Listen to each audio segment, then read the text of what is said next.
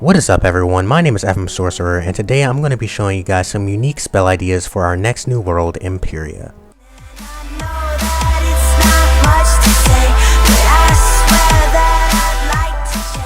So the first spell is a storm utility spell called Indemnify, and what Indemnify does is all of your blades are enfeebled, and for every blade, the target will take 200 damage.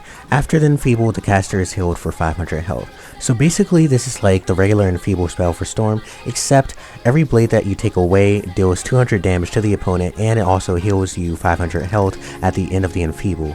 It's almost like mana burn except for storm wizards. Now this is needed because Storm could use a good utility spell, and Indemnify would help them control the battle as well as heal themselves back since they don't really have that much health.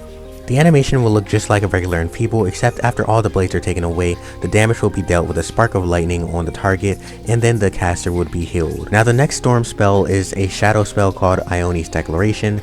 It's 7 pips and 1 shadow pip, and it does 375 damage on the first hit, and then 875 damage over 3 rounds to all enemies. It would heal the caster for 300 health per round for the next 3 rounds. This is a really helpful spell for Storm because not only do they need a healing spell other than Healing Current and having to rely on the random effect of it, but they could also use a DOT.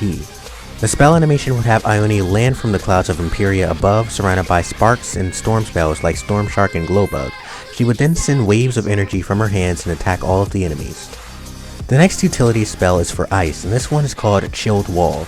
It costs 7 pips, and what it does is it gives the caster a 1000 damage absorb, but for every round that the absorb is not broken, they receive a minus 25% chill. This is a need because ice is a tanking school first and a hitting school second, and a new utility spell should reintroduce that as a fact.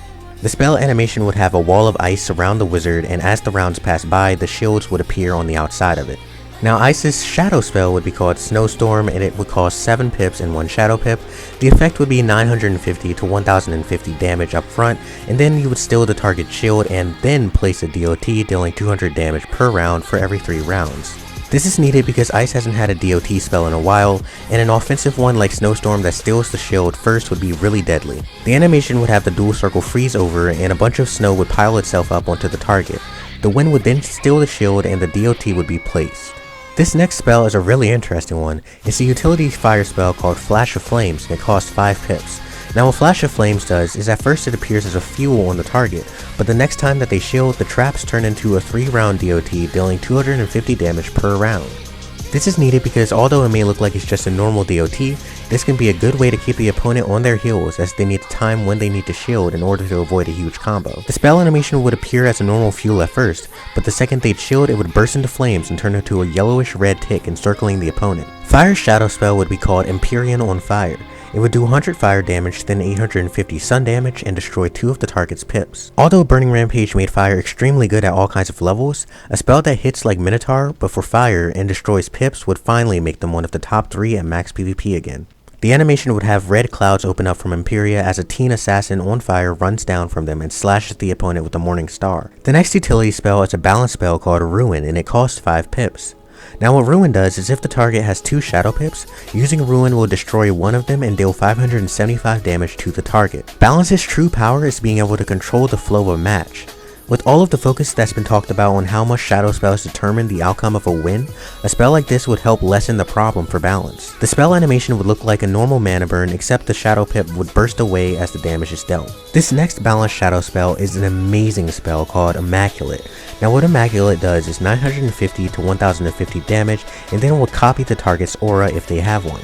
Now basically what this means is if they have an infallible or a fortify up, you can copy their aura and you will receive it as well. You would also receive the amount of rounds that they have left on the aura. Not only that, but you would be given a 15% universal pierce blade. This spell is so good, and as a balance you could pull off unimaginable combos. It makes sense, and it's needed because balance is a control school, so something like copying the aura makes sense. The animation would have a great force of yellow energy appear on the dual circle. Once it hits, it would copy the aura over to the caster and give them a pierce blade. Next utility spell would cost 5 pips, and it's called Devastate. Now what Devastate does is it shatters all of the opponent's shields, and for every shield that you shatter, you would gain a healing over time tick that does 300 health per round for 3 rounds. You can also critical, so that means the heal can be critical as well. This is needed because Myth's only way to heal right now is by summoning a minion and sacrificing it. Devastate is a simpler and better way of healing and shattering. The animation will look like a normal shatter that then places all of the healing over time ticks on the wizard afterwards. Myth's shadow spell would be called Mythic Moon Warrior, and it would do 650 myth damage and then 650 moon damage to all. The caster would then receive a 50% stun pierce blade. Now what this stun pierce blade would do is it would basically be like pierce for a normal shield, except for myth you would be able to pierce a stun block or a conviction. This is needed because an AoE myth hit with an effect like Orthrus would really improve myth as not only a 1v1 PvP school, but a 2v2 one as well. The animation would have the moon shine through the Empyrean skies as a warrior would float down and strike the enemies with his red power. Next utility spell is a life spell called Glorify, which costs 7 pips.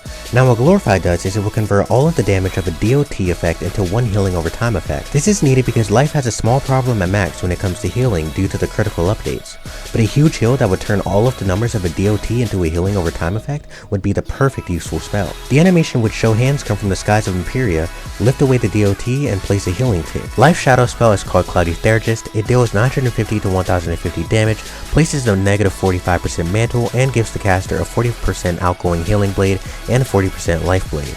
It's needed because life could use a spell that helps them be offensive and defensive at the same time, such as one that lets them hit, receive a blade, and a healing blade.